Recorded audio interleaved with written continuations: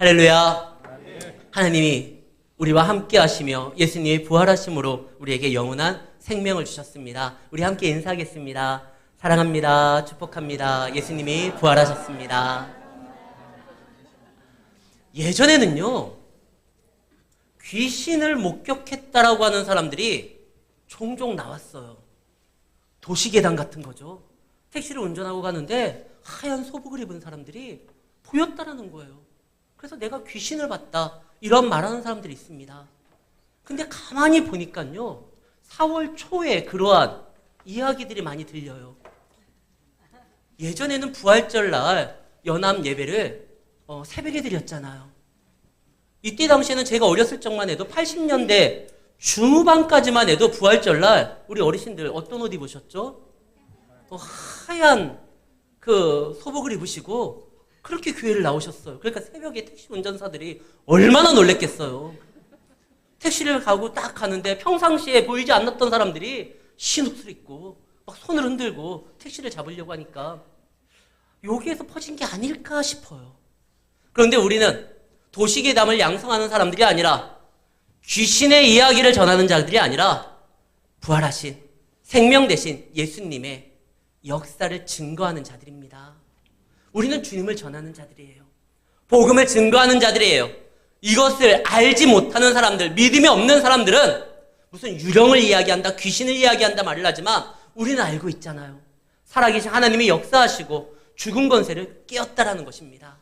오늘 우리가 본문을 통해서 함께 나눌 말씀은 예수님께서 십자가에 달려 죽으시기 전에 이미 내가 부활이요 생명이니 나를 믿는 자는 죽어도 살겠고 무릇 살아서 나를 믿는 자는 영원히 죽지 아니라 부활에 대해서 명쾌하게 말씀하셨던 것이 요한복음 11장 오늘의 내용입니다.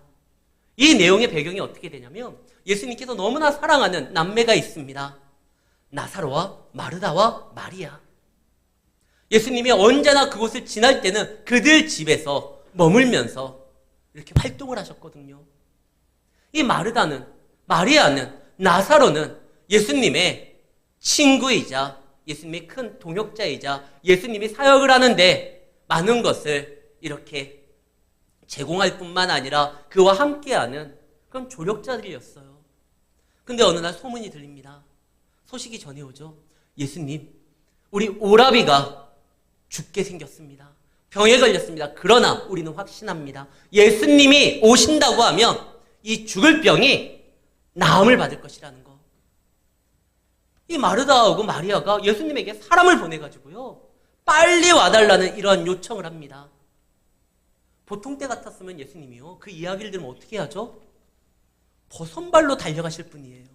아무리 피곤해도 당신을 찾는 자들을 맞이해 주셨던 분인데 하물며 이 마르다와 마리아가 오라비가 죽게 생겼으니 와달라고 하는데 예수님이 안 가시겠어요? 예전에 야이로라는 사람이 자기 딸이 죽을 병에 걸렸을 때 그때 와가지고 예수님에게 도움을 청합니다. 그때 예수님이 가셔요. 아니 야이로에게도 일면식도 없는 그의 요청에도 예수님이 움직이셨는데 이 나사로는 보통 사람이 아니거든요. 예수님과 함께 즐거운 식탁의 교제를 나누고 하나님의 나라를 이해했던 사람입니다. 근데 그가 죽게 생겼다는 거예요. 그가 죽으면 가장 슬퍼할 자가 마르다와 마리아입니다. 예수님 그걸 못 보겠어요. 그런데 예수님이 이상한 행동을 하십니다. 오늘 말씀보다 조금 앞선 11장 3절 말씀입니다.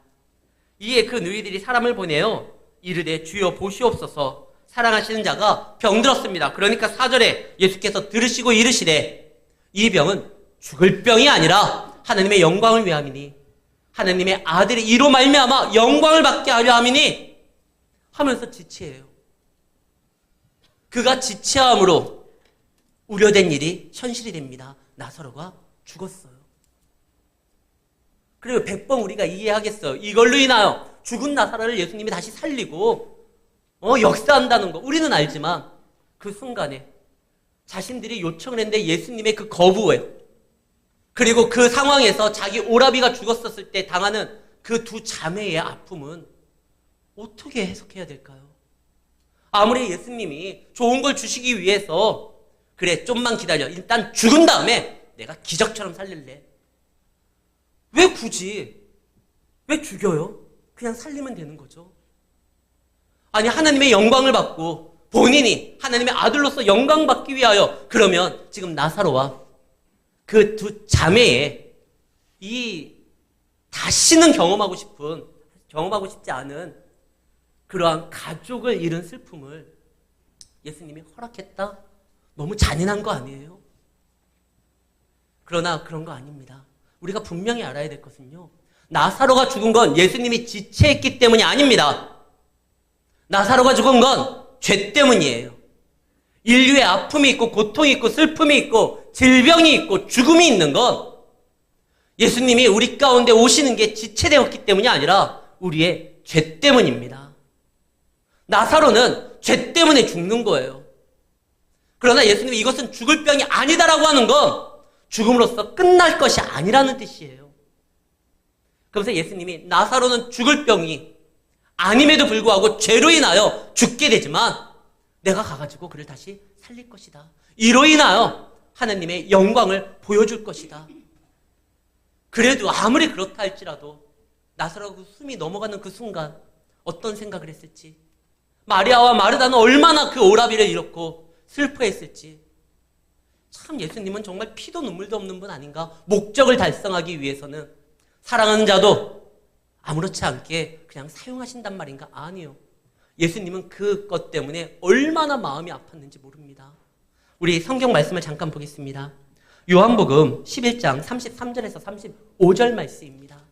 예수께서 그가 우는 것과 또 함께 온 유대인들이 우는 것을 보시고 심령에 비통히 여기시고 불쌍히 여기사 이르시되 그를 어디 두었느냐 이를 때 주여 와서 보옵소서 하니 예수께서 눈물을 흘리시더라. 예수님이 눈물을 흘리신 건 성경에 그렇게 많이 기록되어 있지 않습니다. 그러나 한 사람의 죽음을 놓고 그들의 애통함을 보고 눈물을 흘리신 건 여기가 처음이에요. 예수님의 마음이 너무 아파요. 그럼 왜 마음이 아프고 눈물을 흘릴 정도로, 아니 다른 사람들을 통해 가지고 부활에 대해서 알려주면 되는데 왜 하필이면 나사로고 마르다고 마리아냐? 성경에 부활이라는 단어가요 총 41번 등장합니다. 근데 이때 부활에 대해서 주로 예수님이 말씀하시고 부활에 대해서 또 다른 이가 말한 건 마르다와 사두개인이에요. 그런데 사두개인은 부활이 없다라고 믿는 사람이어서 이 부활이 잘못됐다라는 것을 공격하기 위해 예수님에게 부활을 언급해요. 어떤 사람이 죽고 그 동생의 아내를 얻고 근데 또 죽고 또 그 동생의 아내가 그 여자가 동생과 결혼하고 그가 또 죽고 7명이 다 그랬습니다. 그러면 천국에 가면 나중에 부활 때에 그 여자는 누구 와이프입니까? 부활을 믿지 아니하는 사두개인이 부활에 대해서 언급하고 그 외에는 예수님과 유일한 자가 마르다예요. 오늘 본문의 마지막 날에는, 마지막 부활 때에는 다시 살아난 줄을 압니다. 오직 이 시대에 부활에 대해서 예수님과 함께 논쟁할 수 있는 사람은요, 이야기할 수 있는 사람은 마르다밖에 없어요. 이건 마르다만이 감당할 수 있어요. 그 가족만이요. 하나님께서 이 일을 위하여 놀라운 역사를 보여줍니다. 아, 정말 죽음도 살아난구나. 예수님께서 죽은 자를 그동안 살리신 적이 있어요. 나인성 과부의 아들도 살린 적이 있어요. 야이로의 딸도 살린 적이 있어요. 근데 그것을 부활과 연결시켜서 설명한 적이 없어요. 오직 이때예요. 나사로를 살리려고 할 때 나는 부활이요 생명이니 나를 믿는 자는 죽어도 살겠고 무릇 살아서 나를 믿는 자는 영원히 죽지 아니하리니. 그러면서 나사로가 어디 있지? 그리고 그곳에 가서 그동안 경험했었던 이 아픔과 끔찍한 공포로 인하여 슬퍼한 나사로와 마르다와 마리아를 생각하고 예수님 우십니다. 그래. 그러나 너희들이 이것을 좀 감당해줬어야 되는 부분이다. 그러나 여기에서 끝나는 것이 아니라 내가 이제는 놀라운 역사를 보여줄게. 사실 이 남매들이요, 오라비의 죽음 이전과 이후의 삶이 전혀 달라집니다. 오라비가 죽기 전에는 예수님을 그냥 따랐어요. 믿었어요. 예수님이 하나님의 아들이라는 것도 알았어요. 그러나 죽음까지도 이겨내시는 능력의 하나님이라는 것, 그리고 그것이 마지막 날에만 역사되는 것이 아니라 살아있을 때도 부활 소망을 갖고 우리가 한계를 극복하며 나아갈 수 있다는 거, 이거 알게 된 거예요.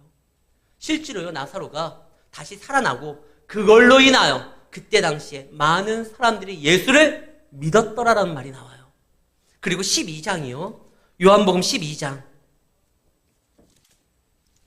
화면 좀 띄워주세요. 요한복음 12장 9절에서부터 11절까지 보면은요, 유대인들이 큰 무리가 예수께서 여기 계신 줄을 알고 오니 이는 예수만 보기 위함이 아니라 또 누구를 봐요? 예수가 죽은 자 가운데 살리신 나사로를 보려 함이라. 그리고요, 대제사장이 나사로까지 죽이려고 모이하나 11절 나사로 때문에 많은 유대인들이 가서 예수를 믿으니라. 이제는 나사로가 그 존재 자체가 예수님의 복음의 증거가 된 거예요. 부활의 증거가 된 거예요.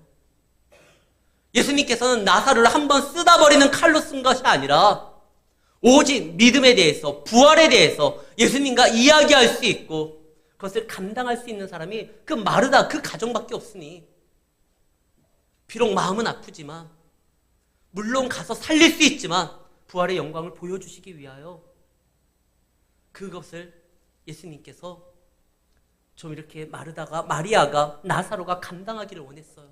그러나 주의 일을 감당하기 위하여 치르는 희생은요, 반드시 하나님한테서 복이 됩니다. 예수님이 다시 살릴 뿐만 아니라 이제 그의 삶의 존재가요, 이제 예수가 부활이신 것을, 예수가 하나님의 아들인 것을 드러내게 됩니다. 그래서 17절 말씀에 보면 12장 나사로를 무덤에서 불러내어 죽은 자 가운데 살리실 때 함께 있던 무리가 이제는 증언을 해요. 뭐를요? 13절.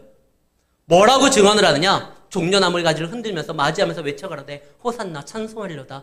주의 이름으로 오시는 이여 곧 이스라엘의 왕이시여. 이것을 증거한 거예요. 나사로의 이제 삶의 모습은요, 아, 죽음도 이겨내시는 분이 우리와 함께 하는구나. 죽음이 끝이 아니고 역사하는 것이구나. 오직 하나님만 주어가 되는 동사가 성경에 있습니다. 히브리 말로 바라라고 해서 이것은 창조하다라는 뜻이에요. 이거는 오직 하나님만이 주어가 되는 거예요. 바라, 창조하다. 이것은 창세기 6번에 등장합니다.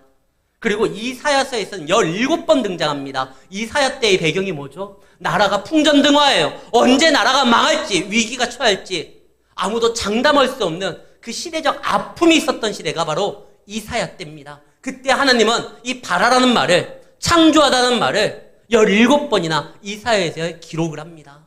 상황이 어렵고 힘든다 할지라도, 아니 죽음과 같은 현실이 온다 할지라도, 절망이 있다 할지라도 걱정하지 마라. 얼마든지 여기에서도 창조의 역사가 일어남으로 삶이 달라질 수 있다는 걸 보여주는 거예요. 예수님께서 말씀하시죠. 나사로야 나오너라. 그때 나사로가 나옵니다. 죽은 자도 들려지는 음성이 예수님의 음성이에요. 예수님의 이 외침은요, 공허한 메아리가 아니라 죽은 자도 깨우는, 살리는, 역사하는 창조의 말씀입니다. 오늘 우리가 힘들고 어렵다고 했을 때 그때 우리가 바라봐야 될 것은 주님이에요. 말씀하시고 역사하시는 그 하나님을 바라봐야 되는 것입니다. 우리가 코로나 때 관계가 결단되고 그 다음에 많은 것들이 제약이 되었을 때, 슬퍼했었을 때 우리 한국민들이 어떻게 버텼습니까? 미스터트롯 탑7을 보고 버티신 분들이 참 많아요. 야, 그거 없었으면 어떡할 뻔했냐고. 저 그 얘기 많이 들었거든요. 그들을 보고 그 시간을 버틴 사람들이 있어요. 영웅시대라고 해가지고 그 팬클럽도 막 가입되고 하던데요. 우리 예수님은요, 그냥 이렇게 요 시기만을 잠깐 벗어날 수 있도록 우리에게 시선의 만족을 주는 거에서 그치신 분이 아니라 우리의 모든 인생을 새로운 길로서 여시는 분이고 한계를 뛰어넘는 분이시고 역사하시는 분입니다. 진정한 영웅은요, 우리 예수님이에요. 그분이 죽음을 이겼거든요. 예수님의 부활 사건이 무엇을 보여주냐? 이제 더 이상 하나님 안에서 한계가 없다라는 것입니다. 그렇기 때문에 우리는 절망 가운데서 소망을 품을 수도 있고 죽음 같은 현실에서도 다시 한번 믿음으로 살아갈 수가 있는 것입니다. 한계는요, 많은 사람들을 그 자리에서 멈추게 만들고 후퇴하게 만들지만 성도들에게 한계는요, 뛰어넘어야 될 관문이고 그로 인하여 더 확실한 믿음으로 나아갈 수 있는 능력이 되는 것입니다. 파도가 집채만하게 넘치게 되면은요, 우리를 삼킬 수도 있지만 정말 파도를 제대로 즐길 줄 알고 탈 줄 아는 서퍼요, 그 서핑하는 사람들 있잖아요. 그 사람들은 그 파도를 통해 가지고 더 멀리 나아갈 수가 있습니다. 위기의 순간, 이것은 하나님 안에서 역사함을 다시 한번 경험할 수 있는 은혜의 시간도 될 수 있습니다. 예수님이 말씀하셨습니다. 오늘 우리에게 분명히 말을 합니다. 나를 믿는 자 죽어도 산다. 무릇 살아서 나를 믿는 자 영원히 죽지 아니하는다. 생명의 주관자가 나에게 있는데 왜 현실로 인하여 어려워하고 낙심하고 절망하느냐. 여기에서도 이길 수 있는 길을 여시는 분이 하나님입니다. 주님께서 지금도 다시 말씀하시죠. 나를 따르라. 나를 믿으라. 나를 바라보라. 나를 붙들라. 그 주님을 붙들고 나아가는 성도에게는 늘 승리가 있다는 사실을 기억하시기를 바랍니다. 그리고 그러한 사실 가운데 나아가는 주의 백성들에게는 하나님의 부활의 영광과 소망이 우리 가운데 샘솟듯 일어나게 되어 있어요. 주님을 보십시오. 죽음은 절망이 아닙니다. 이제 더 이상 우리 성도들은 믿음으로 나아가는 길만이 나타나는 것입니다. 그래서 예수님께서 그것을 친히 몸소 보여주셔요. 요한복음 13장 1절 말씀입니다. 이제 예수님이 십자가를 앞두고 죽을 때가 다다른지를 아셨어요. 6월절 전에 예수께서 자기가 세상을 떠나 아버지께로 돌아가실 때가 이른 줄 아시고 이제 십자가를 지고 죽게 될 때가 왔다라는 것을 아시고 그가 하셨던 행동이 뭐죠? 평소 하지 못했었던 거 한번 해보자고 버킷리스트를 작성해서 그거 한 거 아니에요. 요절에 뭐라고 나와 있습니까? 1절 자기 사람을 사랑하시되 끝까지 사랑하셨어요. 그리고 그 사랑의 섬김의 모습을 무엇으로 보여주시느냐? 요한복음 13장에 계속 나오는데요. 제자들의 발을 씻깁니다. 그리고 제자들을 내가 섬기고 사랑한다라는 거 그걸 알려주셨어요. 사랑하는 성도 여러분, 절망 가운데 있을 때 우리는 소망을 바라봐야 됩니다. 그리고 예수님이 그러셨던 것처럼 죽음이 끝이 아니기 때문에 그가 하셨던 행동은 자신의 사명을 완수하러 나아가시는 것이었습니다. 우리도 힘들고 어려울 때 낙심하지 마시고요. 믿음 안에서 나에게 주신 하나님의 뜻이 무엇인지를 헤아리고 내가 감당해야 될 것을 붙들며 나아갈 때 하나님께서 역사하신다는 사실을 기억하시고 믿음으로 끝까지 승리하시는 우리 성도님들이 되시기를 예수의 이름으로 축원합니다.